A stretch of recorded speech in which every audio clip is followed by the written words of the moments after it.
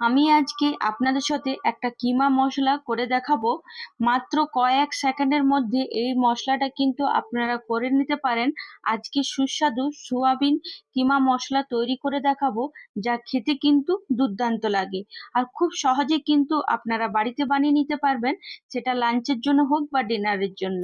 তো চলুন শুরু করা যাক। তো প্রথমে একটা পাত্রে আমি এখানে জলটা গরম করতে দিয়ে দিয়েছিলাম। জলটা ভালো করে ফুটে গেলে আমি এখানে সোয়াবিনটাকে অ্যাড করলাম আর তার সাথে লবণ অ্যাড করেছি। এরপর 8 থেকে 10 মিনিটের মতন ভালো করে সেদ্ধ করে নেব। এরপর ঠান্ডা জলে ভালো করে সোয়াবিনটাকে ধুয়ে নেওয়ার পর খুব ভালো করে হাতের তালুর সাহায্যে চেপে একদম জলটা বার করে নেব। দেখুন এখানে সোয়াবিনের মধ্যে একটু জল নেই, একদম খুব ভালো করে সোয়াবিনটাকে চেপে আমাদেরকে জলটা বার করে নিতে হবে। সোয়াবিনের জলটা যত ভালো করে চেপে বার করবেন, তাহলে দেখবেন মশলাটা ভেতরে ঢুকছে এবং সোয়াবিনের যে কাঁচা গন্ধটা থাকে সেটা কিন্তু একদমই থাকবে না।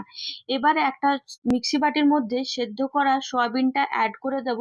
আর এবার পেস্ট না করে কিমা মতন আমাদেরকে তৈরি করে নিতে হবে। মানে আপনারা মিক্সি বাটির মধ্যে পালস মোডে ভালো করে এই সেদ্ধ করা সোয়াবিনটাকে পেস্ট করবেন। এরপর একটা মশলা তৈরি করব। তো তার জন্য এখানে কিছুটা ধনেপাতা, দুটো কাঁচা লঙ্কা, 4-5টা মতন রসুন আর একটু আদাকে একটা সিলবারটার মধ্যে নিয়ে নিয়েছি। এরপর ভালো করে সবকিছু ভালো করে একদম মিশিয়ে একটা পেস্ট তৈরি করব। আপনারা চাইলে এটা কিন্তু মিক্সি বাটির মধ্যেও কিন্তু করতে পারেন, কিন্তু আমি বলবো একবার এই পদ্ধতিতে করে দেখবেন, খেতে কিন্তু অসাধারণ লাগবে। এখানে আমার খুব ভালো করে পেস্টটা তৈরি হয়ে গেছে। এরপর ওই পেস্টটার মধ্যে 1 চামচের মতন বেসন অ্যাড করে দিলাম আর 1 চামচের মতন ফ্রেশ ক্রিম অ্যাড করে এরপর মশলা অ্যাড করব। যেমন 1 চামচের মতন কাশ্মীরি রেড চিলি পাউডার দিয়েছি যাতে কালারটা খুব ভালো আসে। এরপর সামান্য একটু হলুদ গুঁড়ো আর জিরে গুঁড়ো আর তার সাথে ধনে গুঁড়ো সবকিছু অ্যাড করে আবার সবকিছু ভালো করে আমরা এখানে মিশিয়ে নেব। আপনাদের কাছে যদি ফ্রেশ ক্রিম না থাকে তো সেক্ষেত্রে আপনারা কিন্তু দুধের মালাইও কিন্তু অ্যাড করতে পারেন, তাও কিন্তু খুব ভালো টেস্ট আসে। সবকিছু এখানে ভালো করে মিশিয়ে নিলাম আর দেখুন মশলাটা কত সুন্দর না একদম তৈরি হয়ে গেছে। এরপর আমি একটু সামান্য জল দিয়ে ভালো করে আবার মশলাটাকে মিশিয়ে নেব।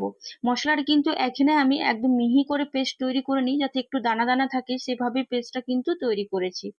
এরপর আমি এখানে একটা মিডিয়াম সাইজের পেঁয়াজ নিয়েছি আর পেঁয়াজটাকে একদম ছোট ছোট করে একদম কুচিয়ে নেব, যাতে ভাজতে খুব তাড়াতাড়ি হয় ভাজাটা। এই জন্য আমি একদম ছোট ছোট করে কেটে নিচ্ছি। আর এরপর গ্যাসে একটা ফ্রাই প্যান চাপিয়ে নিলাম আর তার মধ্যে আমি এখানে 2 চামচের মতন সর্ষের তেল অ্যাড করেছি। কিমা ক্ষেত্রে একটু তেলটা বেশি লাগে, তা আমি এখানে 2 চামচের মতনই অ্যাড করেছি। এরপর আমি এখানে কিছু মশলা অ্যাড করলাম, যেমন একটা তেজপাতা, একটা শুকনো লঙ্কা, 1 চামচ গোটা জিরে, একটা দারচিনি আর 2-3টে লবঙ্গ আর একটা এলাচ অ্যাড করে দিলাম। এরপর যে পেঁয়াজটা আমরা কেটে রেখেছিলাম সেই পেঁয়াজটাকে এখানে অ্যাড করে ভালো করে একদম সোনালী লাল হওয়া পর্যন্ত আমাদের কিন্তু এটা ভেজে নিতে হবে। আপনারা চাইলে এখানে কিন্তু পেঁয়াজ রসুনের পেস্টটা কিন্তু অ্যাড করতে পারেন। যদি পেঁয়াজ রসুন আলাদা করে পেস্ট তৈরি করে রাখেন তো সেক্ষেত্রে কিন্তু এখানে অ্যাড করতে পারেন। তাছাড়া আমি যেভাবে দেখালাম সেভাবে আপনারা করলে খুব ভালো হয়। এরপর পেঁয়াজটা একটু নরম হয়ে যাওয়ার পর আর পেঁয়াজটা একটু কালারটা চেঞ্জ হয়ে যাওয়ার পর যে পেস্টটা আমরা তৈরি করে রেখেছিলাম সেই পেস্টটা এখানে অ্যাড করে দেব আর খুব ভালো করে সবকিছু একসাথে মিশিয়ে নেব। লো টু হাই মিডিয়ামে খুব ভালো করে আমাদেরকে মিশিয়ে নিতে হবে। এদিকে মশলাটা ভাজা হতে থাক আর এদিকে আমি একটা মিডিয়াম সাইজের দুটো টমেটো নিয়েছি আর এরপর টমেটোটাকে আমি এখানে পেস্ট করে নিলাম। অবশ্যই কিন্তু পেস্টে অ্যাড করার চেষ্টা করবেন, তাহলে দেখবেন কিমার স্বাদটা বেশি কিন্তু ভালো আসে। আমি এখানে দুটো মিডিয়াম সাইজের টমেটো ইউজ করেছি, আপনারা চাইলে একটা বড় সাইজের টমেটো কিন্তু ইউজ করতে পারেন। এরপর এইখানে মশলাটা আমার খুব ভালো করে দেখুন ভাজা হয়ে গেছে আর একদম তেলটা ছেড়ে এসেছে, খুব সুন্দর একটা গন্ধ বেরিয়েছে।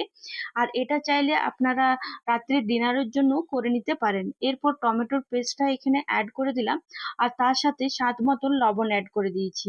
যেহেতু আমরা লবণ আগে অ্যাড করিনি মশলা ভাজবার সময়, তাই এখানে লবণটা অ্যাড করে দিলাম আর সবকিছু ভালো করে আবার মিশিয়ে নেব।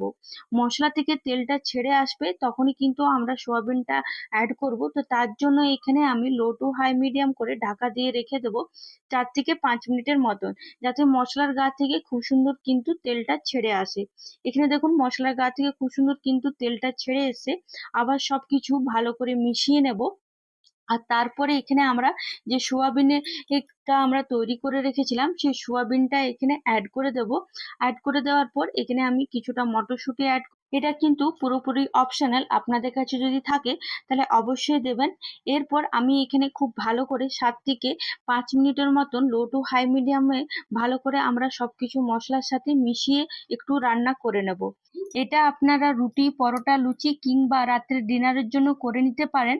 আর আশা করি আপনাদের এই ভিডিওটা ভালো লেগেছে। যদি ভালো লেগে থাকে তাহলে অবশ্যই বাড়িতে ট্রাই করে আমাকে কিন্তু কমেন্টে জানাতে ভুলবেন না। প্রায় 7 মিনিটের মতন রান্না করে নিয়েছি। এরপর আমি এখানে তেল অ্যাড করে দিলাম, মানে গরম তেলের মধ্যে একটু কাশ্মীরি রেড চিলি পাউডার দিয়েছি, ওইটা এখানে অ্যাড করে দিলাম। আর লাস্টে আমি এখানে ধনেপাতা কুচি অ্যাড করে 2 মিনিটের মতন লো মিডিয়ামে রান্না করে দিলেই একদম রেডি হয়ে গেল আমাদের এই সোয়াবিন কিমা। আশা করি আপনাদের ভালো লেগেছে।